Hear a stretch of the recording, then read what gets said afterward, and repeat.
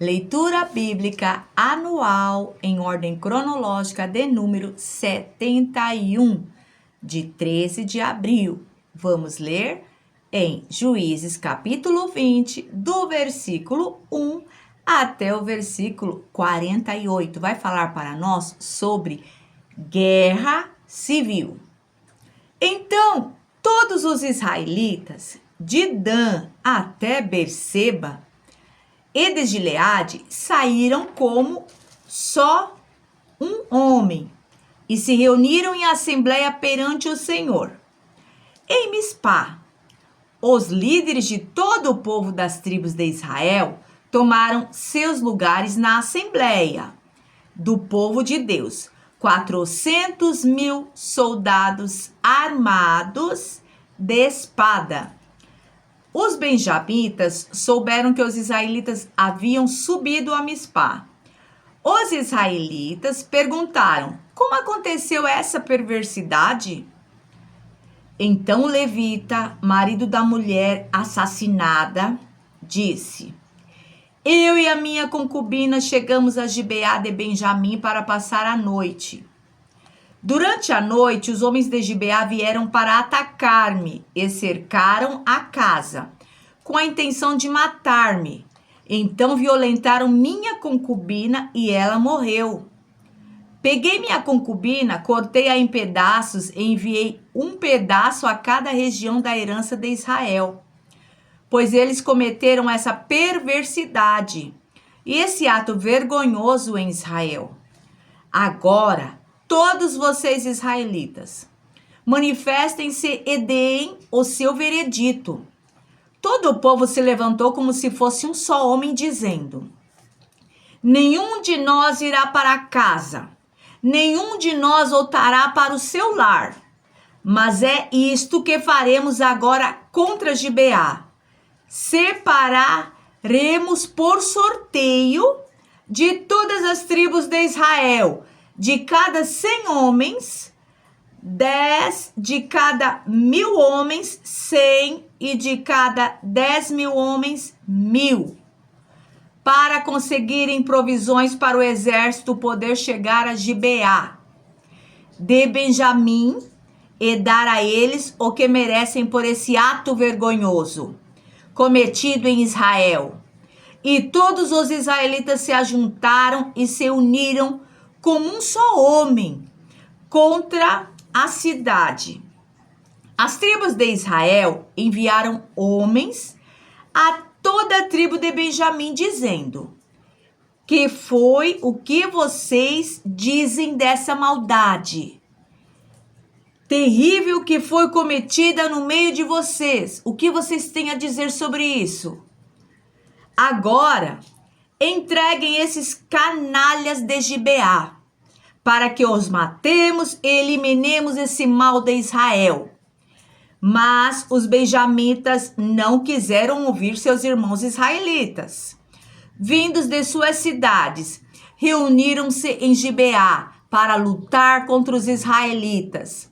Naquele dia, os benjamitas mobilizaram 26.000 homens armados de espada que vieram das suas cidades, além dos 700 melhores soldados que viviam em Gibeá. Dentre todos esses soldados, havia 700 canhotos muito hábeis, e cada um deles podia atirar com a funda uma pedra num cabelo sem errar. Israel, sem os de Benjamim, convocou 400.000 homens armados de espada, todos eles homens de guerra. Os israelitas subiram a Betel e consultaram a Deus: quem de nós irá lutar primeiro contra os benjamitas? Perguntaram. O Senhor respondeu: Judá irá primeiro. Na manhã seguinte, os israelitas se levantaram e armaram um acampamento perto de Gibeá. Os homens de Israel saíram para lutar contra os benjamitas e tomaram posição de combate contra eles em Gibeá. Os benjamitas saíram de Gibeá e naquele dia mataram 22.000 israelitas no campo de batalha.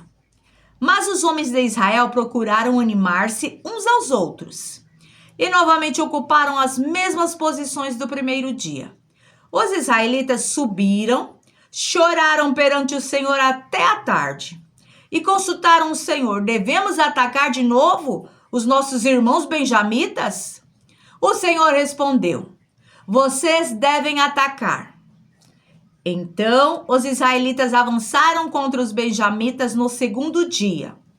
Dessa vez, quando os benjamitas saíram de Gibeá para enfrentá-los, derrubaram outros 18.000 israelitas, todos eles armados de espada. Então todos os israelitas subiram a Betel e ali se assentaram, chorando perante o Senhor.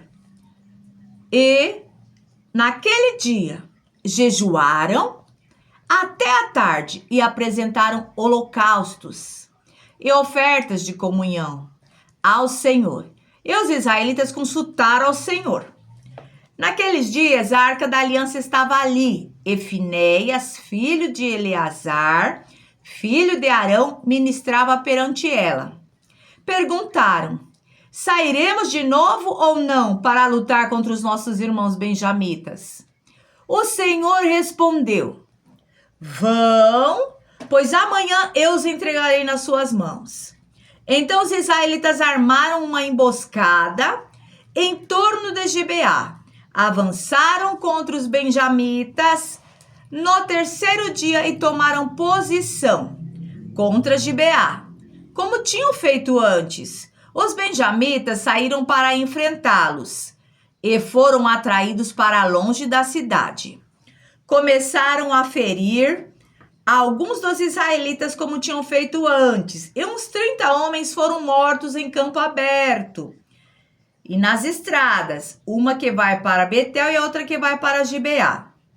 Enquanto os benjamitas diziam: nós os derrotamos como antes, os israelitas diziam: vamos retirar-nos e atraí-los para longe da cidade e para as estradas. Todos os homens de Israel saíram dos seus lugares e ocuparam posições em Baal-Tamar. E a emboscada israelita atacou da sua posição a oeste de Gibeá. Então 10.000 dos melhores soldados de Israel iniciaram um ataque frontal contra Gibeá. O combate foi duro e os benjamitas não perceberam que a desgraça estava próxima deles. O Senhor derrotou Benjamim perante Israel. E naquele dia os israelitas feriram 25.100 benjamitas, todos armados de espada. Então os benjamitas viram que estavam derrotados. Os israelitas bateram em retirada diante de Benjamim, pois confiavam na emboscada que tinham preparado perto de Gibeá. Os da emboscada avançaram repentinamente para dentro de Gibeá. Espalharam-se e mataram todos os habitantes da cidade à espada. Os israelitas tinham combinado com os da emboscada que esses fariam subir da cidade uma grande nuvem de fumaça e então os israelitas voltariam a combater. Os benjamitas tinham começado a ferir os israelitas, matando cerca de 30 deles, e disseram: nós os derrotamos como da primeira batalha. Mas quando a coluna de fumaça começou a se levantar da cidade, os benjamitas se viraram e viram a fumaça subindo do céu, ao céu. Então os israelitas se voltaram contra eles, e os homens de Benjamim ficaram apavorados, pois perceberam que a sua desgraça havia chegado. Assim fugiram da presença dos israelitas, tomando o caminho do deserto. Mas não conseguiram escapar do combate, e os homens de Israel que saíram das cidades os mataram ali, cercaram os benjamitas e os perseguiram, e facilmente os alcançaram nas proximidades de Gibeá, no lado leste. 18.000 benjamitas morreram, todos eles soldados valentes. Quando se viraram e fugiram rumo ao deserto, para a rocha de Rimom, os israelitas abateram 5 1.000 homens ao longo das estradas, até Gidom. Eles pressionaram os benjamitas e mataram mais de 2.000 homens. Naquele dia, 25.000 benjamitas que portavam espada morreram. Todos eles soldados valentes. 600 homens, porém, viraram as costas e fugiram para o deserto, para a rocha de Rimom, onde ficaram durante 4 meses. Os israelitas voltaram a Benjamim e passaram todas as cidades. E depois que eles passaram as cidades, a espada, matando, inclusive os animais e tudo que encontraram nelas. Incendiaram todas as cidades por onde passaram. Juízes capítulo 21, do versículo 1 até o 25, vai falar sobre lamentação pela tribo de Benjamim. Os homens de Israel tinham feito este juramento em Mispá: nenhum de nós dará sua filha em casamento a um benjamita. O povo foi a Betel, onde esteve sentado perante Deus até a tarde, chorando alto e amargamente. Ó Senhor Deus de Israel, lamentaram. Por que aconteceu isso em Israel? Por que teria que falar hoje uma tribo em Israel? Na manhã do dia seguinte, o povo se levantou cedo, construiu um altar e apresentou holocausto e ofertas de comunhão. Os israelitas perguntaram: quem dentre todas as tribos de Israel deixou de vir à assembleia perante o Senhor? Pois tinham feito um juramento solene. E, além do juramento, de qualquer que deixasse de se reunir perante o Senhor em Mispá, seria morto. Os israelitas prantearam pelos seus irmãos benjamitas. Hoje uma tribo foi eliminada de Israel. Diziam: como poderemos conseguir mulheres para os sobreviventes, visto que juramos pelo Senhor não lhes dar em casamento nenhuma das nossas filhas? Então perguntaram: qual das tribos de Israel deixou de reunir-se perante o Senhor em Mispá? Descobriu-se então que ninguém de Jabes de Gileade tinha vindo ao acampamento para a assembleia. Quando contaram o povo, verificaram que ninguém do povo de Jabes de Gileade estava ali. Então a comunidade enviou 12.000 homens de guerra com instruções para irem a Jabes de Gileade. Então, e quando chegaram lá, mataram a espada todos os que viviam lá, inclusive mulheres e crianças. É isto que vocês deverão fazer, disseram. Matem todos os homens e todas as mulheres que não forem virgens. Entre o povo que vivia em Jabes de Gileade, encontraram 400 moças virgens e as levaram para o acampamento de Siló em Canaã. Depois a comunidade toda enviou uma oferta de comunhão aos benjamitas, que estavam na rocha de Rimom. Os benjamitas voltaram naquela ocasião e receberam as mulheres de Jabes de Gileade, que tinham sido poupadas, mas não havia mulheres suficientes para todos eles. Então, o povo pranteou Benjamim, pois o Senhor tinha aberto uma lacuna das tribos de Israel.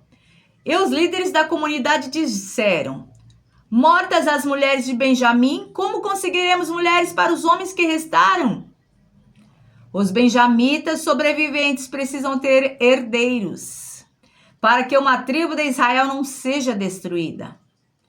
Não podemos dar-lhes nossas filhas em casamento, pois nós, israelitas, fizemos este juramento. Maldito seja todo aquele que der mulher a um benjamita. Há, porém, a festa anual do Senhor em Siló, ao norte de Benjamim, de Betel, ao norte de Betel, a leste da estrada que vai de Betel a Siquém e ao sul de Lebona. Então mandaram para lá os benjamitas, dizendo: vão, escondam-se nas vinhas e fiquem observando. Quando as moças de Siló forem para as danças, Saiam correndo das vinhas e cada um de vocês apodere-se de uma das moças de Siló, e vá para a terra de Benjamim. Quando os pais ou irmãos dela se queixarem a nós, diremos: tenham misericórdia deles, pois não conseguimos mulheres para eles durante a guerra. E vocês são inocentes, visto que não lhes deram suas filhas. Foi o que os benjamitas fizeram.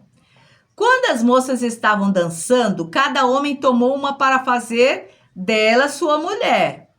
Depois voltaram para sua herança, reconstruíram as cidades e se estabeleceram nelas.